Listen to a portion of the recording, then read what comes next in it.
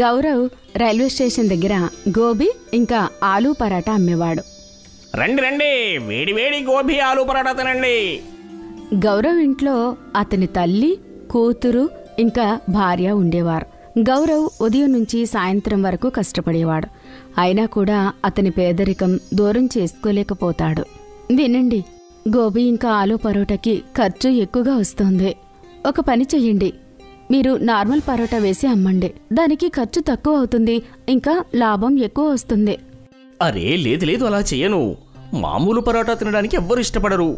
నాన్నగారు కూడా ఆలూ మరియు గోబీ పరోటా అమ్మేవారు. ఇంకా నేను కూడా అదే చేస్తాను. గౌరవ్ దగ్గరికి రకరకాల కస్టమర్లు ఇంకా వాళ్ళ రకరకాల డిమాండ్లు ఉండేవి.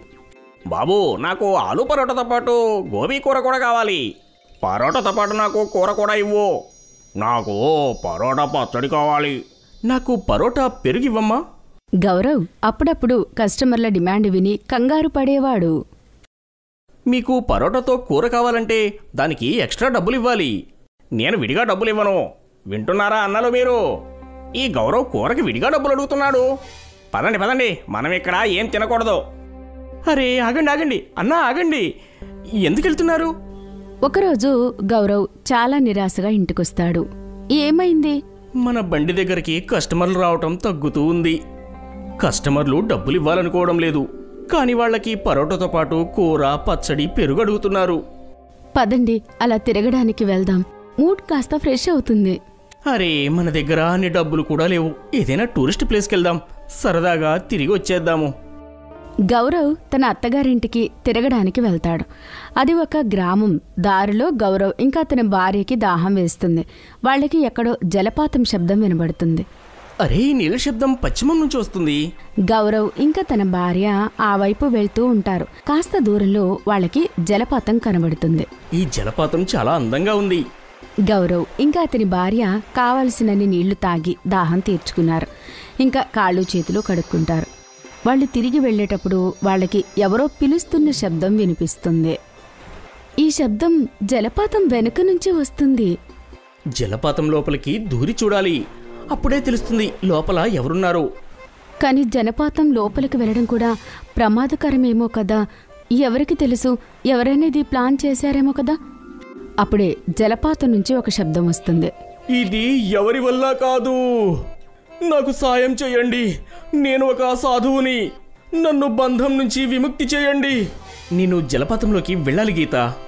ఒకవేళ అక్కడ బందీగా ఎవరైనా పడి ఉంటే వాళ్ళని నేను విడిపించాల్సిందే. గౌరవ్ జలపాతంలోకి వెళ్తాడు.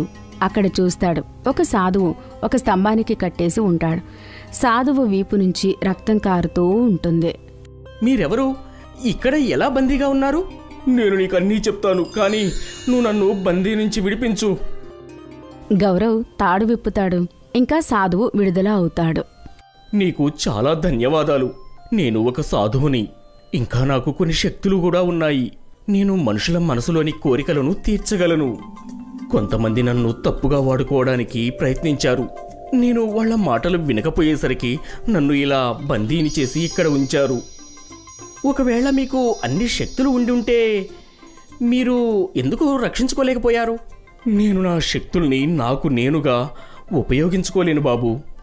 సరే సాధు మహారాజా, ఇక నేను వెళ్తాను. నేను నా అత్తగారింటికి వెళ్ళాలి, ఆలస్యం అవుతుంది. నువ్వు ఖాళీ చేతులతో ఎందుకు వెళ్తున్నావు? నువ్వు నాకు సహాయం చేశావు, నేను కూడా నీకు ఏదైనా సహాయం చెయ్యాలి. నీకేదైనా కోరికగా ఉంటే నాతో చెప్పు. లేదు సాధువు గారు, నేను కష్టపడి నా జీవితంలో ఏదైనా సాధించాలనుకుంటున్నాను.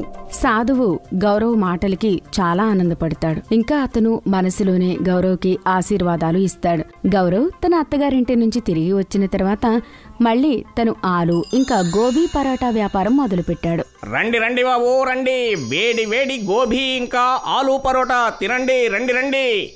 కస్టమర్లు మళ్ళీ రకరకాల డిమాండ్లు వేస్తూ ఉంటారు. అరే అన్నా, నాకు పరోటాతో పాటు కూర కావాలి. కూర అయితే లేదు.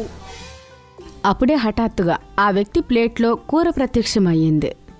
నాకు పరోటాతో పెరుగు కావాలి. నా దగ్గర పెరుగు లేదు.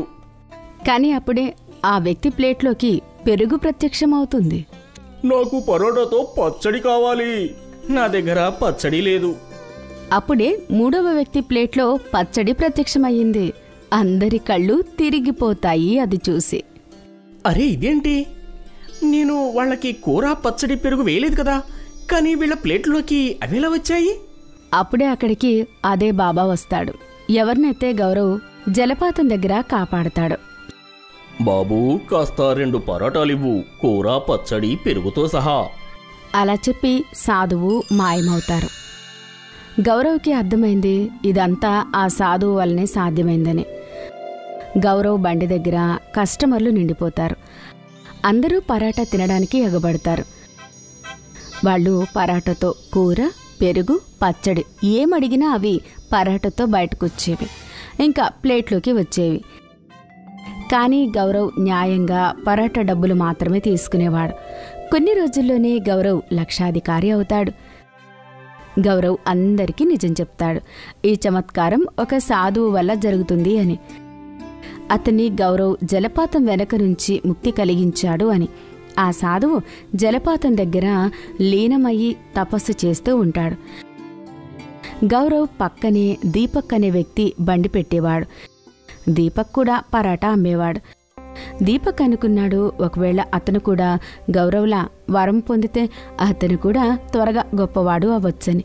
దీపక్ గౌరవ్ దగ్గరికి వెళ్తాడు. ఇంకా అతను మాటల్లో పెట్టి ఆ చోటు కనుక్కుంటాడు, జలపాతం ఎక్కడ ఉంది అని. దీపక్ తుపాకీ పట్టుకుని సాధువు దగ్గరికి వెళ్తాడు. నువ్వు ఎవరు, ఇక్కడికెందుకు వచ్చావు? ఏయ్, నా పేరు దీపక్. గౌరవ్ పక్కనే బండి పెట్టి నేను పరోటా అమ్ముతాను. నువ్వు వాడికి వరం ఇచ్చి చాలా తప్పు చేశావు. నువ్వు తప్పుగా అనుకుంటున్నావు. గౌరవ్ చాలా నిజాయితీ గల మంచి మనిషి. అతను నన్ను ఏ వరమూ అడగలేదు. అతని నేను ఎప్పటికీ సుఖంగా ఉండమనే వరం ఇచ్చాను నేను. నా ముందు నువ్వు ఎక్కువ మాటలు మాట్లాడకు. నేను కూడా లక్షాధికారిని అవ్వాలని వరం ఇవ్వు నాకు, లేకపోతే ఈ తుపాకీతో నిన్ను చంపేస్తాను. ఇలా ఆశీర్వాదాలు లభించవు బాబూ. నువ్విలా చెప్తే వినేలా లేవే. దీపక్ సాధువు గొంతు పట్టుకుంటాడు. ఇంకా అతని గొంతు నొక్కుతూ ఇలా అంటాడు, త్వరగా ఆశీర్వాదాలు ఇవ్వు, లేకపోతే నీ పని అయిపోతుంది. సరే, నేను నీకు ఆశీర్వాదాలు ఇస్తున్నా. దీపక్ తిరిగి వచ్చి చాలా ఆనందపడి తన బండి తెరుస్తాడు.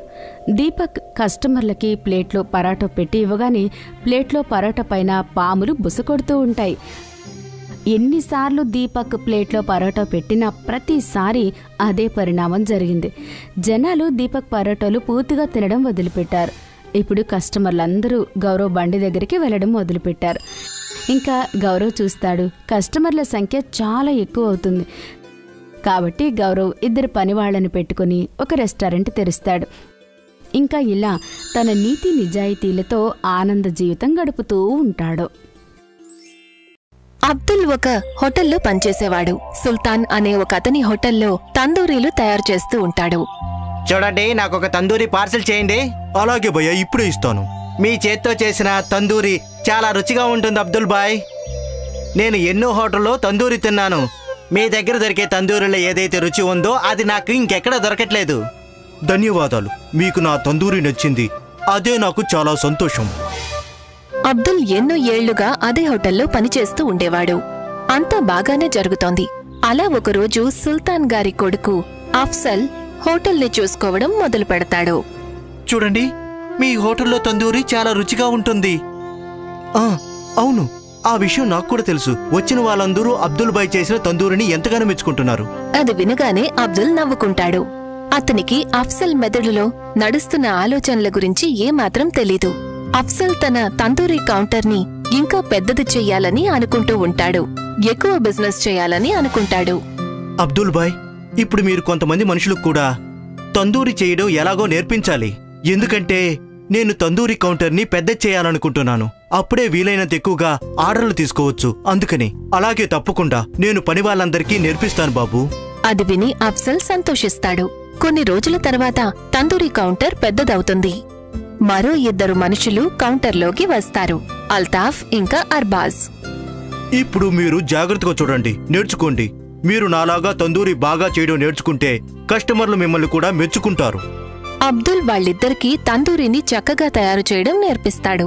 కొన్ని రోజుల్లోనే వాళ్ళిద్దరూ కూడా అబ్దుల్లాగా తందూరి తయారు చేయడం నేర్చుకుంటారు. ఇప్పుడు మీ హోటల్ 3 పువ్వులు 6 కాయలుగా అభివృద్ధి చెందుతుందని నేను భావిస్తున్నాను భయ్యా. మీ ఆశీస్సులు తప్పక ఫలించాలి అబ్దుల్ బాయ్. అబ్దుల్ మంచి మనసుతో వాళ్ళిద్దరికీ కూడా తందూరి తయారు చేయడం నేర్పిస్తాడు. కాని అఫ్జల్ చాలా తెలివైనవాడు. అతని మెదడులో డబ్బు సంపాదించాలనే ఆలోచన మాత్రమే ఉంటుంది. అందుకే అతను ఒక కొత్త పౌల్ట్రీ కంపెనీతో ఒప్పందం కుదుర్చుకుంటాడు. ఆ పౌల్ట్రీ అతను అఫ్జల్కి చనిపోయిన కోళ్లను సప్లై చేస్తూ ఉంటాడు. కోళ్లు చవకగా వచ్చినందుకు లాభాలెక్కువ వస్తాయి. తందూరి కౌంటర్ పెద్దదైన కారణంగా కస్టమర్లు కూడా పెరుగుతారు. అంతా బాగానే జరుగుతుంది. కాని ఒకరోజు అబ్దుల్ అర్ధరాత్రి వరకు హోటల్లో పనిచేస్తుంటాడు. అదే సమయానికి సుల్తాన్ వస్తాడు. బాబు అఫ్జల్, ఎలా నడుస్తుంది హోటల్? బాగా నడుస్తుందబ్బా. నేను విన్నాను నువ్వు పౌల్ట్రీ అతన్ని మార్చేశావు అని. అవునబ్బా, ఈ కొత్త పౌల్ట్రీ అతను మనకి తక్కువ ధరకే కోళ్లను ఇస్తున్నాడు. అలాగా? కాని అదేలాగా? ఎలా అంటే ఆ కోళ్లు ముందే చనిపోయినవు కాబట్టి. భగవంతుడా, నువ్వు అసలు ఎందుకు ఇటువంటి పని చేస్తున్నావు బాబు? ఇది చాలా తప్పు. నువ్వు ఇటువంటి పని చేయొద్దు. మన తందూరి తిని ఎవరికైనా ఆరోగ్యం పాడైతే ఆ భగవంతుడు మనల్ని ఎప్పటికీ క్షమించడు బాబు, గుర్తుపెట్టుకో. అటువంటిదేమీ కాదు నాన్న. ప్రతి హోటల్ వాళ్ళు ఇలాగే చేస్తున్నారు నాన్న. నా స్నేహితులందరి హోటల్లో ఇలాగే జరుగుతుంది. ఇంతవరకు ఏమీ కాలేదు. ఇక ముందు కూడా ఏమీ కాదబ్బా. హెచ్చరించడం నా బాధ్యత. ఆ తర్వాత నీ ఇష్టం బాబు. ఇప్పుడు ఈ హోటల్ నీ సొంతం. నువ్వే దీనికి యజమానివి. మంచైనా చెడైనా అది కేవలం నీ నిర్ణయమే బాబు, సరేనా? అలా చెప్పి సుల్తాన్ అక్కడ్నుంచి వెళ్ళిపోతాడు. ఆ మాటలన్నిటినీ అబ్దుల్ వినేస్తాడు. కాసేపటి తర్వాత అతను కూడా వాళ్ల ఇంటికి వెళ్ళిపోతాడు. రాత్రంతా కూర్చుని అబ్దుల్ ఆ విషయం గురించి ఆలోచిస్తూ ఉంటాడు. ప్రజల ఆరోగ్యంతో ఆటలాడుకునే ఇటువంటి చోటు నేను అసలు పని చేయలేను. ఇది చాలా పెద్ద తప్పు. కానీ అఫ్జల్ బాబు నా మాట వినిపించుకోడు. అందుకని నేను ఈ పని మానేయడమే నాకు మంచిదనిపిస్తుంది. అబ్దుల్ బాగా ఆలోచించి సుల్తాన్ షాప్లో పనిని మానేయాలని నిర్ణయించుకుంటాడు. మరుసటి రోజు అతను హోటల్కి వెళ్లి, నిన్న నేను మీ మాటలు విన్నాను. అటువంటి పని చేయడానికి నా మనసు అంగీకరించడం లేదు బాబు. నేను ఇక్కడ ఉద్యోగం మానేస్తున్నాను. మంచిది. నువ్వేమనుకుంటున్నావు? నువ్వు వెళ్ళిపోతే నా హోటల్ మూతపడిపోతుందనే? అస్సలు కాదు. కానీ నీకు ఎక్కడా ఉద్యోగం దొరికే అవకాశమే ఉండదు. అది మాత్రం ఖాయం అబ్దుల్ బాయ్. అయినా పర్వాలేదు, నేను పని చేయకుండా కూర్చుంటాను. కానీ జరిగే అన్యాయంలో మాత్రం భాగస్వామి కాదలుచుకోలేదు. అలా చెప్పి అబ్దుల్ అక్కడ్నుంచి వెళ్ళిపోతాడు. అతను ఉద్యోగం కోసం ఎన్నో హోటల్స్కి వెళ్తాడు. కాని ఎక్కడా కూడా ఉద్యోగం దొరకదు. అలసిపోయి ఒకరోజు అతని స్నేహితుడు ముస్తఫా సైకిల్ షాప్ దగ్గరికి వెళ్లి కూర్చుంటాడు. ఏమైంది బాయ్? ఇవాళ కూడా నీకు పని దొరకాలేదా? లేదు మిత్రమా. ఏం చెయ్యాలో నాకు అర్థం కావడం లేదు. నాకు తందూరి చేయడం తప్పి ఇంకేం పని తెలియదు కదా. నిన్ను వేరే పని చేయమని ఎవరూ చెప్పారు భయ్యా. నేను ఏమంటున్నాను అంటే నువ్వు నీ తందూరి కౌంటర్ని స్వయంగా పెట్టుకో. అంత డబ్బు నా దగ్గర లేదు. తందూరి చాలా ఖరీదుగా ఉంటుంది. దానికి ఒక హోటల్ కావాల్సి వస్తుంది. దానికి అద్దె, అంత డబ్బు ఎక్కడి నుంచి తీసుకురావాలి? నీ రెండు సమస్యలకు నా దగ్గర ఒకటే పరిష్కారం ఉంది భయ్యా. కాసేపు ఆగు, వస్తాను. ముస్తఫా 2 పాత సైకిల్ రిమ్స్ ని తీసుకొచ్చి వాటికి మధ్యలో కన్నం పెట్టి ఊసను దూరుస్తాడు. ఇదిగో సిద్ధంగా ఉంది చూడు. ఇదేంటి? చెబుతాను ఉండు. ముస్తఫా దగ్గర ఒక బండి ఉంటుంది. ముస్తఫా ఆ బండి పైభాగంలో ఉన్న చెక్కకు కన్నం పెడతాడు. తర్వాత ఆ చక్రాలను బండి మీద పెడతాడు. ఇప్పుడు దీని కింద బొగ్గులు పెట్టుకో. దీనిని నేను తిప్పుతూ ఉంటాను, నువ్వు తందూరి చెయ్యి. అరే వా, చాలా బాగుంది. నీకీ ఉపాయం ఎలా వచ్చింది? నేను నీకు సహాయం చేయాలనుకున్నాను. బహుశా అందుకే ఈ ఉపాయం వచ్చిందేమో. ధన్యవాదాలు మిత్రమా.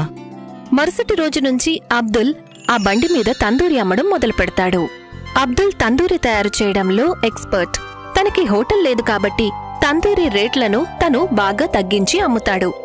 రోడ్డు మీద తందూరి అమ్ముకుని తిరిగే అబ్దుల్ బండి తరచూ కస్టమర్లతో నిండిపోతూ ఉండేది. అక్కడ సుల్తాన్ హోటల్కి ఫుడ్ ఆఫీసర్స్ ఇన్స్పెక్షన్కొస్తారు. చనిపోయిన కోళ్లను అమ్మిన కారణంగా హోటల్ని సీల్ చేయడం జరుగుతుంది. అలాగే అఫ్జల్ని జైల్లో పెట్టడం జరుగుతుంది. బహుశా ఇదే ప్రకృతి నియమమేమో. మంచివాళ్లకు మంచి జరుగుతుంది, చెడ్డవాళ్లకు చెడు జరుగుతుంది. అందుకనే అంటారు మంచి చేస్తే మంచి జరుగుతుందని. అబ్దుల్ ఒక హోటల్లో పనిచేసేవాడు. సుల్తాన్ అనే ఒక అతని హోటల్లో తందూరీలు తయారు చేస్తూ ఉంటాడు. చూడండి, నాకు ఒక తందూరి పార్సిల్ చేయండి. అలాగే భయ్యా, ఇప్పుడే ఇస్తాను. మీ చేత్తో చేసిన తందూరి చాలా రుచిగా ఉంటుంది అబ్దుల్ బాయ్. నేను ఎన్నో హోటల్లో తందూరి తిన్నాను. మీ దగ్గర దొరికే తందూరిలో ఏదైతే రుచి ఉందో అది నాకు ఇంకెక్కడ దొరకట్లేదు. ధన్యవాదాలు. మీకు నా తందూరి నచ్చింది, అదే నాకు చాలా సంతోషం. అబ్దుల్ ఎన్నో ఏళ్లుగా అదే హోటల్లో పనిచేస్తూ ఉండేవాడు. అంతా బాగానే జరుగుతోంది. అలా ఒకరోజు సుల్తాన్ గారి కొడుకు అఫ్సల్ హోటల్ని చూసుకోవడం మొదలు పెడతాడు. చూడండి, మీ హోటల్లో తందూరి చాలా రుచిగా ఉంటుంది. అవును, ఆ విషయం నాకు కూడా తెలుసు. వచ్చిన వాళ్ళందరూ అబ్దుల్ భాయ్ చేసిన తందూరిని ఎంతగానో మెచ్చుకుంటున్నారు. అది వినగానే అబ్దుల్ నవ్వుకుంటాడు. అతనికి అఫ్సల్ మెదడులో నడుస్తున్న ఆలోచనల గురించి ఏమాత్రం తెలీదు.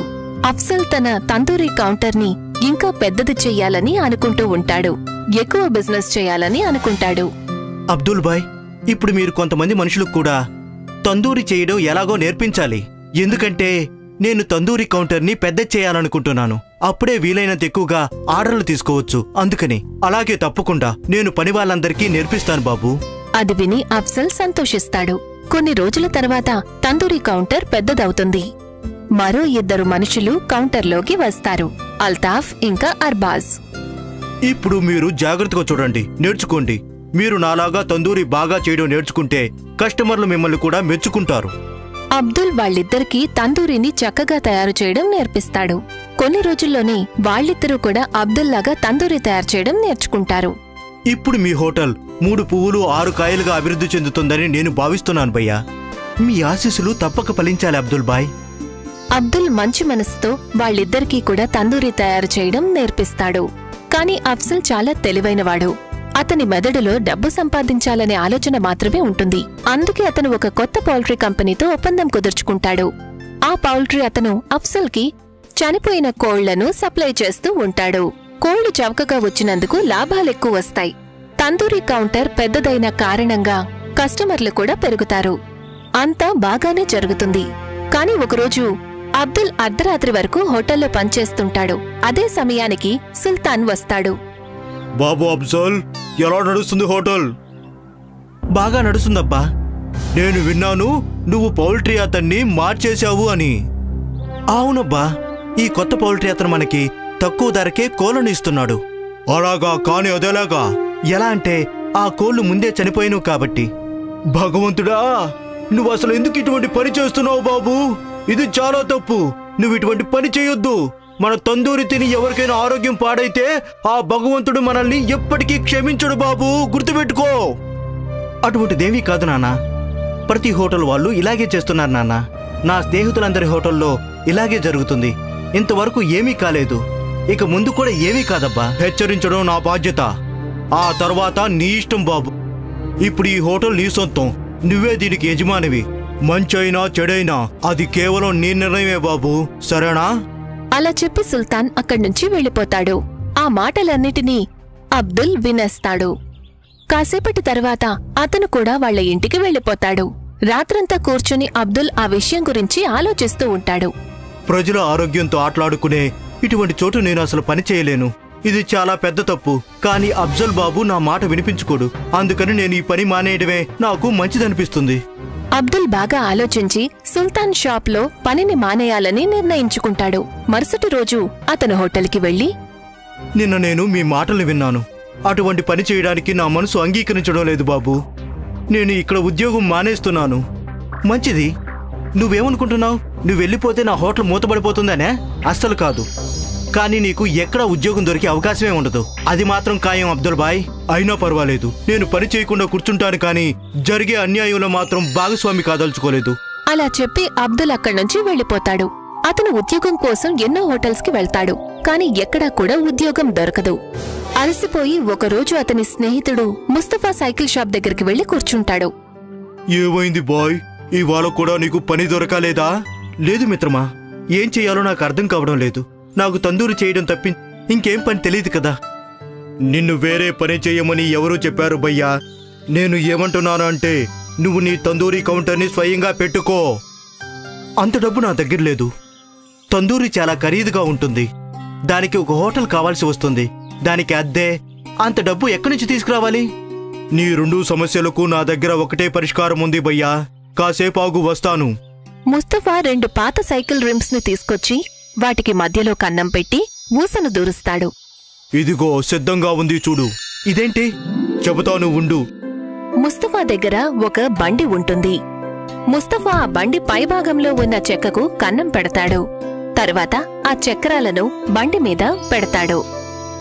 ఇప్పుడు దీని కింద బొగ్గులు పెట్టుకో. దీనిని నేను తిప్పుతూ ఉంటాను, నువ్వు తందూరి చెయ్యి. అరే వా, చాలా బాగుంది. నీకు ఈ ఉపాయం ఎలా వచ్చింది?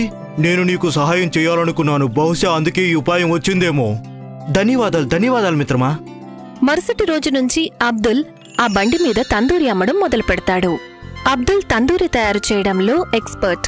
తనకి హోటల్ లేదు కాబట్టి తందూరి రేట్లను తను బాగా తగ్గించి అమ్ముతాడు. రోడ్డు మీద తందూరి అమ్ముకుని తిరిగే అబ్దుల్ బండి తరచూ కస్టమర్లతో నిండిపోతూ ఉండేది. అక్కడ సుల్తాన్ హోటల్కి ఫుడ్ ఆఫీసర్స్ ఇన్స్పెక్షన్కొస్తారు. చనిపోయిన కోళ్లను అమ్మిన కారణంగా హోటల్ని సీల్ చేయడం జరుగుతుంది. అలాగే అఫ్సల్ని జైల్లో పెట్టడం జరుగుతుంది. బహుశా ఇదే ప్రకృతి నియమమేమో. మంచివాళ్లకు మంచి జరుగుతుంది, చెడ్డవాళ్లకు చెడు జరుగుతుంది.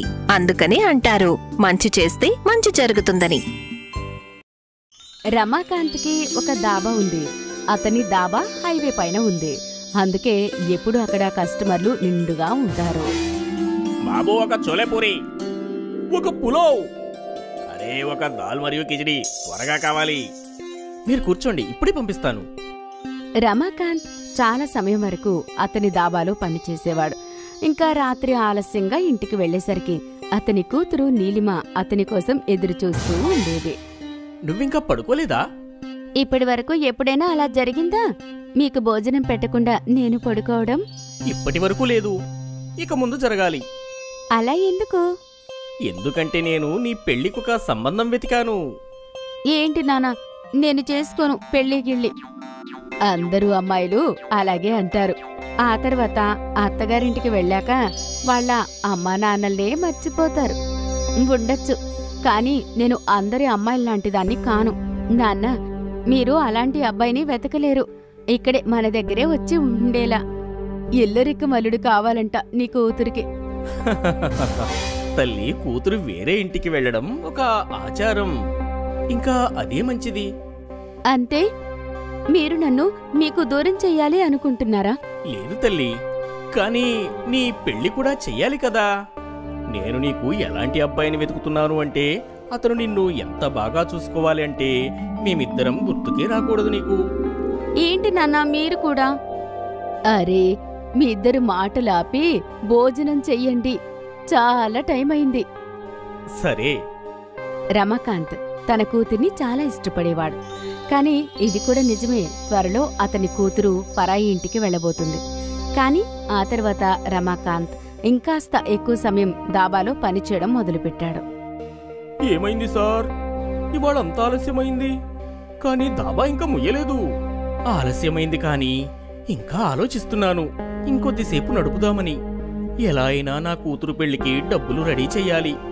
సరే సార్, చిన్న మేడం పెళ్లి మనం చాలా ఘనంగా చేద్దాం. ఖచ్చితంగా. రమాకాంత్ పనివాళ్లు కూడా అతనికి తోడుగా ఉన్నారు. ఇంకా వాళ్లు కూడా ఓవర్ టైం చేయడం మొదలుపెట్టారు. ఒక నెల తర్వాత నీలిమాని చూడ్డానికి అబ్బాయి వాళ్ళు వస్తారు. ఇంకా వాళ్ళకి నీలిమ బాగా నచ్చుతుంది. 2 నెలల తర్వాత ఒక మంచి శుభముహూర్తం ఉంది. వీరిద్దరి పెళ్లికి మంచి ముహూర్తం. సరే పంతులు గారు. అందరూ చాలా ఆనందంగా ఉంటారు. నీలిమ పెళ్లి కుదిరింది. రమాకాంత్ అక్కడ ఇక్కడ డబ్బులు జమ చేస్తూ ఉంటాడు.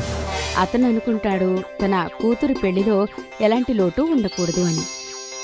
కానీ ఒకరోజు అతను హడావిడిగా హైవే రోడ్డు దాటుతూ ఉండగా అప్పుడే ఒక ట్రక్తో అతనికి యాక్సిడెంట్ అవుతుంది. ఇంకా అతను అక్కడే చనిపోతాడు.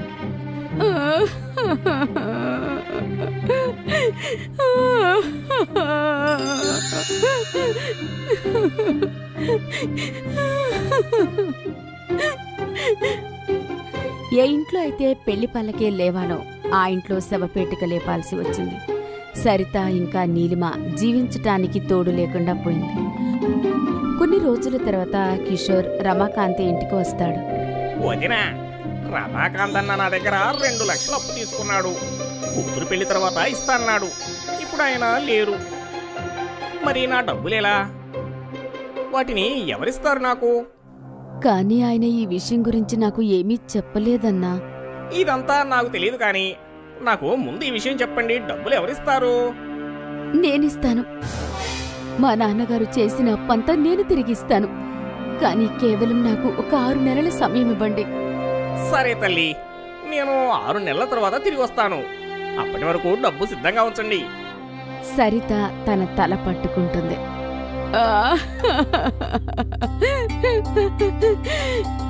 అమ్మా, నువ్వు కంగారు పడుకో, అంత బాగవుతుంది. కానీ ఈ అప్పు ఎలా కట్టాలి? పని చేసమ్మా, నేను నాన్నగారి దాబా నడిపిస్తాను. కాని తల్లి, నువ్వు ఇవన్నీ ఎలా చేయగలవు? చేస్తానమ్మా, నాన్నగారున్నారు కదా నాతో.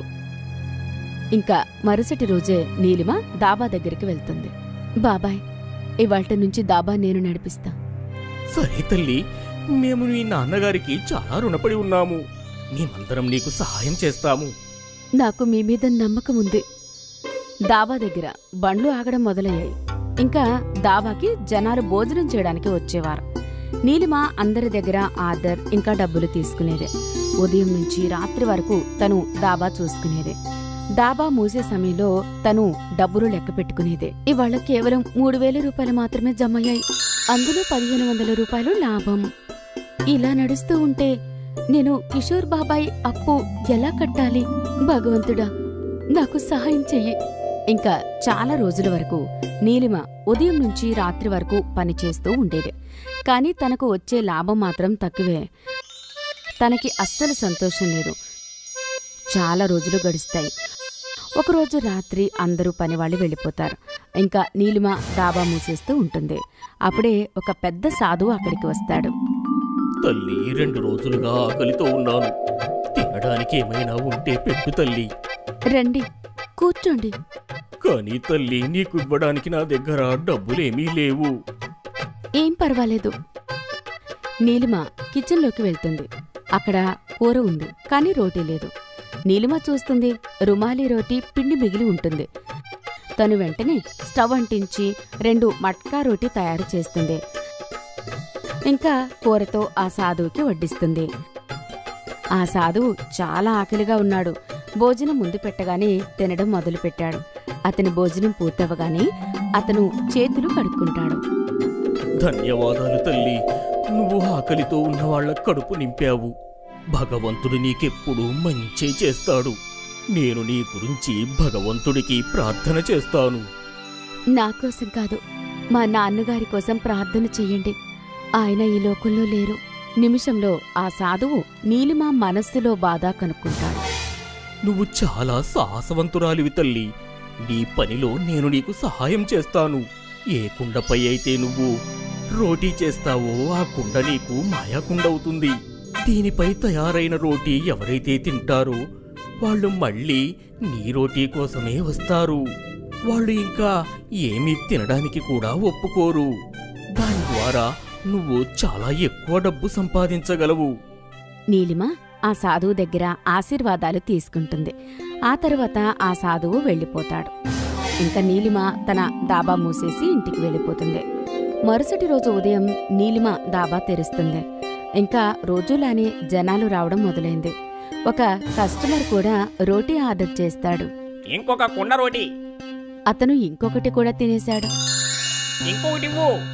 అరే ఓ అన్నా, నువ్వు 3 కుండ రోటీలు తెప్పించుకుంటున్నావు. ఏం చేయను, నేను నా జీవితంలో ఇంత రుచికరమైన కుండ రోటీ తినలేదు. నువ్వు కూడా తిని చూడు. ఇంకేం ఉంది, ఎవరైతే కుండ రోటీ తింటారో వాళ్ళు మళ్ళీ మళ్ళీ ఆర్డర్ చేయడం మొదలు పెడతారు. రోజు అంతా కుండ మీద రోటీ తయారవుతూ ఉంటుంది. రాత్రి నీలిమ డబ్బులు లెక్క పెడుతూ ఆశ్చర్యపోతుంది. ఒకటి రోజులో తన సంపాదన 10 ఎక్కువ అవుతుంది. ఇవాల్టి లాభం 15,000 రూపాయలు. తను ఆనందంగా ఇంటికి వెళ్లి వాళ్ళ అమ్మకి జరిగిందంతా చెప్తుంది. కాని తల్లి, అలా ఎలా? అమ్మా, ఇదంతా ఆ బాబాగారి వల్ల జరిగింది. అతని ఆశీర్వాదం వల్ల ఈ కుండ మాయకుండలా మారింది. ఇంకా త్వరలో నాన్న అప్పు కట్టేయగలం మనం. భగవంతుడికి చాలా చాలా ధన్యవాదాలు. ఇప్పుడు నీలిమ ఆనందంగా ఉంటుంది. తను ఆనందంగా దాబాలో పనిచేస్తూ ఉంటుంది. 1 నెల తర్వాత కిషోర్ నీలిమ దాబా దగ్గరికొస్తాడు. తల్లి, నీకు గుర్తుంది కదా, 1 నెల అయిపోయింది.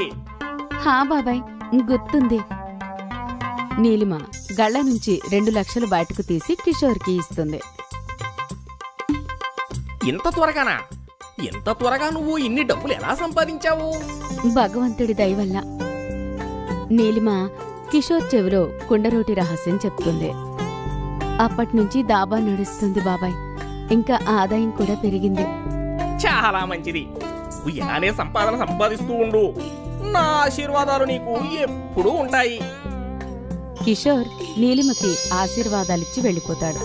కాని అతని మనసులో పాపముంది. రాత్రి దాబా మూసేగానే కిషోర్ ఆ మాయా కుండని దొంగిలించడానికి దాబాకి వస్తాడు. కాని అతను దాన్ని ముట్టుకోగానే కుండ వేడిగా అవుతూ ఉంటుంది. కుండ ఎంత వేడిగా అవుతుంది అంటే అది ఎర్రగా అయిపోతుంది. ఇంకా కిషోర్ చేతులు కాలిపోతాయి. నా చేతులు, నా చేతులు. కిషోర్కి తన అత్యాశకి శిక్ష పడింది. అతనికి మాయా రోటీ తయారు చేసే కుండ దొరకలేదు. ఇంకా అతని 2 చేతులు కాలిపోతాయి. అందుకే అంటారు అత్యాశ మంచిది కాదు అని.